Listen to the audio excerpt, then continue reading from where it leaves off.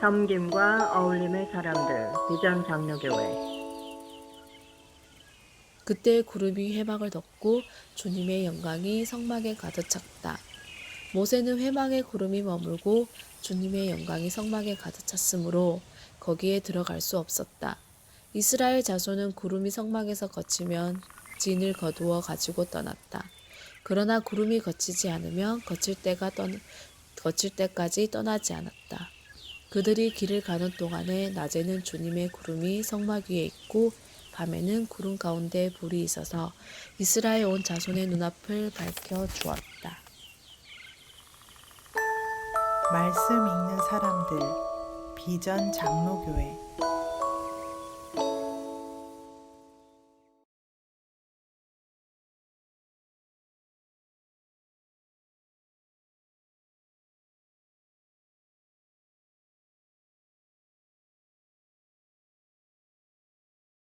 로마의 바티칸 시스티나 성당에 미켈란젤로가 그린 아담의 창조라는 작품은 그야말로 위대한 예술사적인 유산입니다.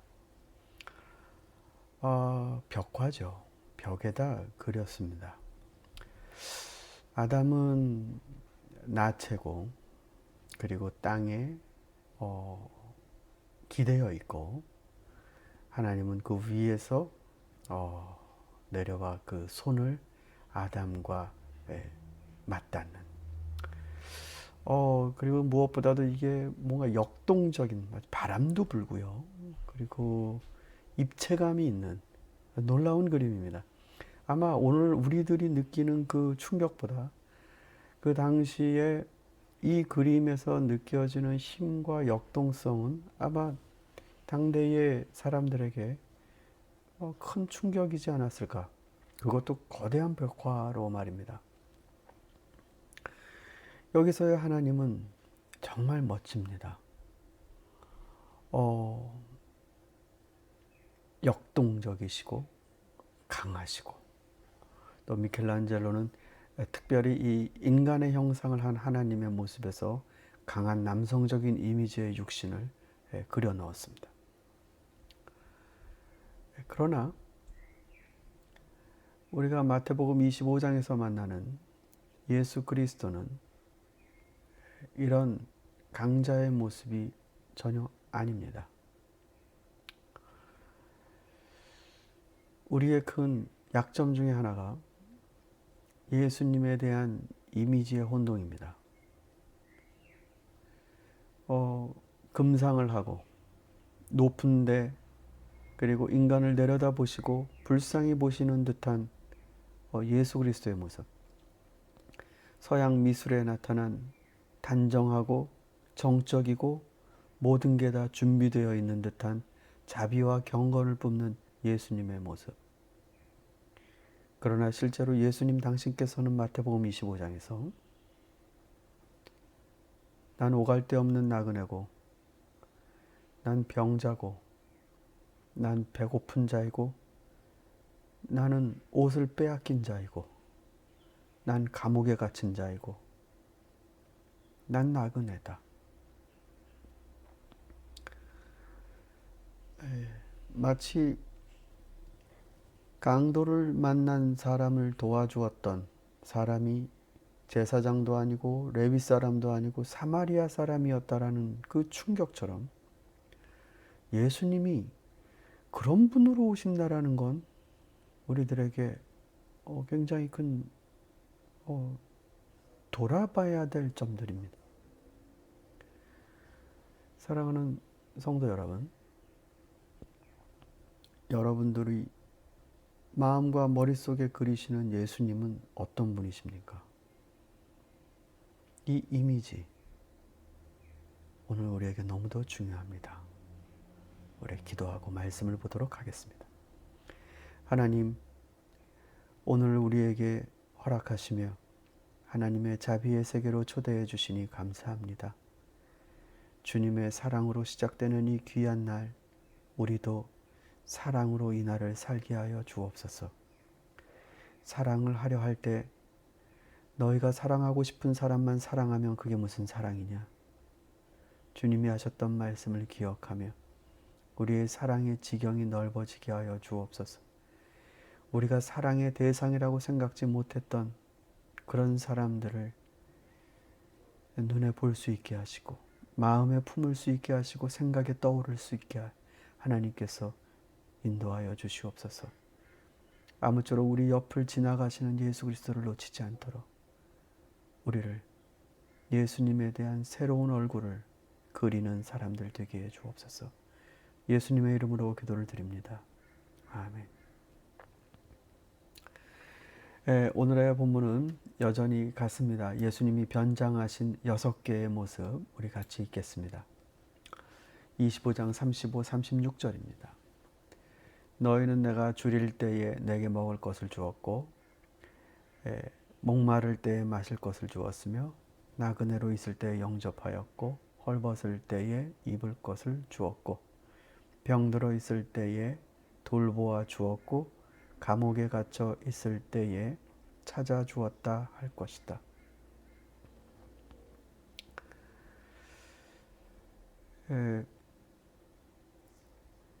예수님이 이런 약자의 모습으로 오시는데 실질적으로 이런 예수님과 부딪히고 이런 예수님을 도와드리고 그리고 격려하고 일으켜 세워주는 것이 양의 편에 설 사람들의 모습입니다. 여러분, 대면 예배가 불가능해지자 온라인 예배가 대안이 되었죠. 그리고 지금 저희 교회도 온라인과 대면 예배를 병행하고 있습니다. 온라인 예배를 우리가 예배로서 가능한 그 환경이다라고 믿는 이유는 주님은 어디에나 계시고 그리고 주님 앞에 무릎 꿇는 자들, 주님을 목말라 하는 자들, 주님 앞에 무릎 꿇고 머리 숙이고 주님의 자비에 호소하는 자들에게 그 공간을 뛰어넘어 주님의 자비가 임하기 때문이 아니겠습니까? 그런데 이렇게 6가지 약자의 모습으로 오시는 예수 그리스도는 온라인 예수가 아닙니다. 이렇게 약자의 모습으로 오시는 예수, 그의 굶주림은 버추얼 리얼리티가 아닙니다. 그의 목마르심은 클릭으로 해결될 수 있는 일이 아닙니다. 그의 헐벗음은 춥고 불안에 떠는 그 모습은 그건 땅바닥 위에서 일어나는 일이지 스크린에서 일어나는 일이 아닙니다. 이건 대면적 상황입니다. 성도 여러분, 이제 스크린으로 모든 걸 하는 시대가 되었습니다. 그럼에도 불구하고 여러분, 예수 그리스도는 여전히 이 세상에 실제적인 비참함, 대면적 비참함, 그 상황 가운데 계신 분으로 오십니다. 이게 옥에 갇히고 병들고 하는 게 여러분 데이터베이스가 아니지 않습니까? 그들을 찾아가는 게, 그들을 만나는 게, 그들과 한 공간에서 위로와 격려를 나누는 게 여러분 그게 스크린으로 가능하지 않지 않습니까? 성도들이 그리스도를 만나는 조건, 예배를 드리기에 우리가 대안적으로 선택한 이 온라인이라는 공간, 그거 외에 이미 우리 옆에서 신음하고 계시는 주님의 모습, 약자들의 모습, 온라인으로 들어오지 않으면 커뮤니케이션이 불가능한 그런 세계로 우리가 살 수는 없습니다. 아무쪼록 성도 여러분, 저와 여러분 그리스도를 만나는 게 온라인 대면이 안 되기 바랍니다.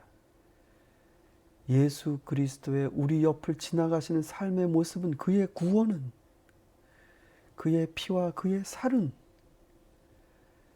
컴퓨터 코드가 아니지 않습니까? 그래서 사랑이 우리에게 생명이 되는데, 그것은 이미지가 아니지 않습니까?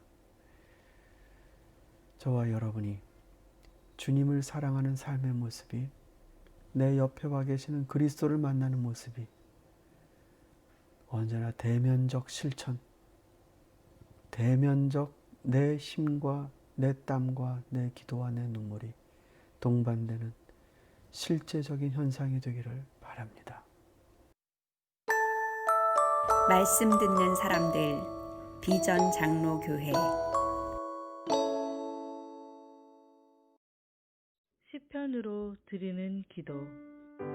만군의 여호와여, 주의 장막이 어찌 그리 사랑스러운지요.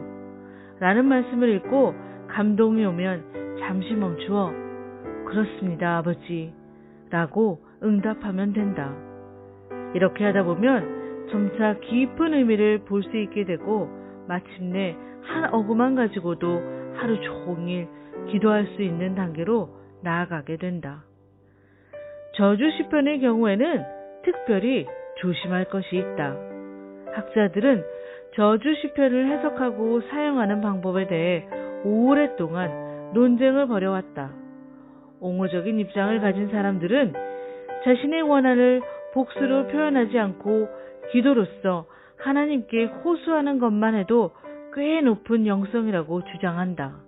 하지만 예수님과 바알의 가르침으로 볼 때 그 수준에 머무르는 것은 옳지 않다.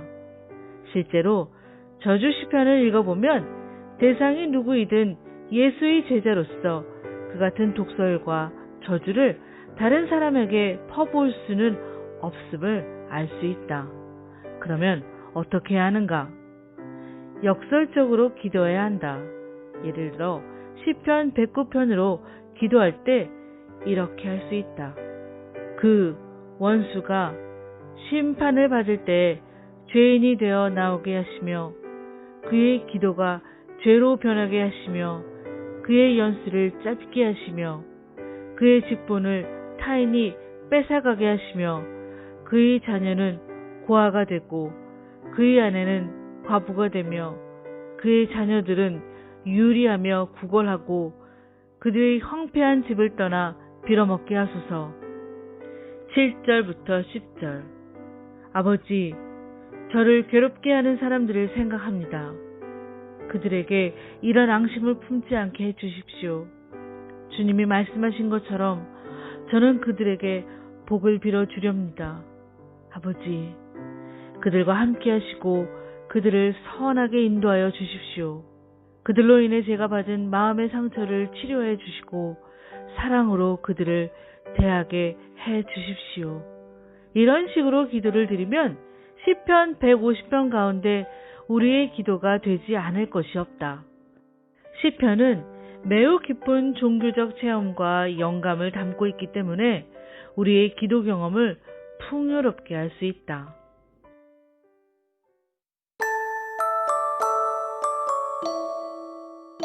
책에서 길어내는 영성.